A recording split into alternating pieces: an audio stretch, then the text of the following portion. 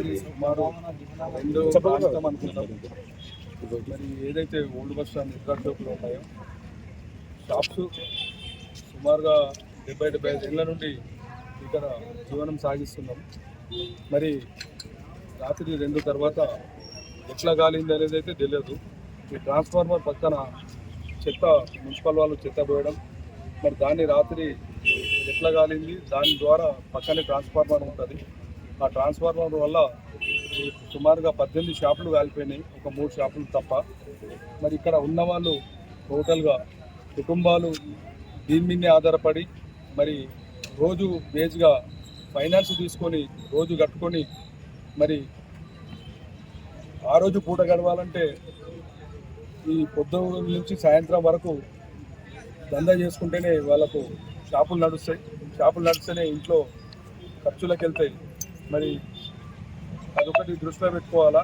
మరి అదేవిధంగా ఇక్కడ ఏదైతే ఉన్నవాళ్ళు ప్రతి ఒక్కరు కూడా బీద వాళ్ళే ఉన్నారు. దాంట్లో flower shops, fruit shops, hotel, మరి జ్యూస్ స్టాల్ ఉన్నాయి. మరి ప్రభుత్వం ఈ యొక్క 18 మందికి జీవనోపాధి కింద సహాయం చేయాలని చెప్పేసి కోరుతున్నాను.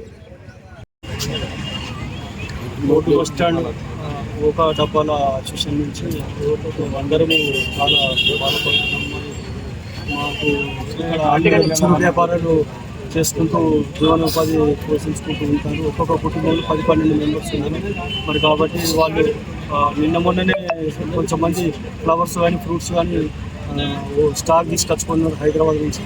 కాబట్టి వాళ్ళు పూర్తిగా చాలా పెద్ద మొత్తంలో నష్టం జరిగింది. కాబట్టి ప్రభుత్వం మాకు ఆదుకోవాలని చెప్పి, వీళ్ళందరికీ ఆదుకోవాలని చెప్పేసి మాకు న్యాయం జరగాలని చెప్పి మేము కోరుతున్నాము. ప్రభుత్వం తరఫున ఎమ్మెల్యే గారు కానీ, గౌరవ మంత్రి గారు షకీర్ అలీ గారు కానీ మాకు సహాయం, ఆర్థిక సహాయం చేయాలని చెప్పేసి, మాకు జీవనోపాధి ఏదైనా కల్పించాలని చెప్పేసి మేము కోరుతున్నాము. ఫ్రూట్ షాప్ వాళ్ళు, ఫ్లవర్ షాప్ వాళ్ళు పెద్ద మొత్తంలో తీసుకొచ్చుకోరు. వాళ్ళు మినిమం తీసుకొచ్చుకోరు స్టాక్. ఇప్పుడు పెళ్ళిళ్ళ సీజన్ పెళ్ళిళ్ళు కాబట్టి మిగతా హోటల్స్ వాళ్ళే 3 సిలిండర్లు దేనికైనా ఫ్రిడ్జ్, జ్యూస్ స్టాళ్ళు వాళ్ళకు కూడా మంచిగా నష్టం జరిగింది. పెద్ద మొత్తంలో ఫ్రూట్ షాపు, ఫ్లవర్ షాప్కు నష్టం బాగా జరిగింది. పాన్ షాప్ కూడా నష్టం జరిగింది. ఫాస్ట్ ఫుడ్ హోటళ్ళకు వీళ్ళకు కూడా నష్టం జరిగింది. సీజన్ కాబట్టి అందరు స్టాక్ తీసుకొచ్చుకొని పెట్టుకున్నారు. కాబట్టి వీళ్ళందరికీ ప్రభుత్వం తరఫున ఆర్థిక సహాయం చేయాలని చెప్పి, ఆదుకోవాలని చెప్పేసి మరి మా old bus stand Kokala association, డబ్బా అసోసియేషన్ నుంచి మేము కోరుకుంటున్నాం.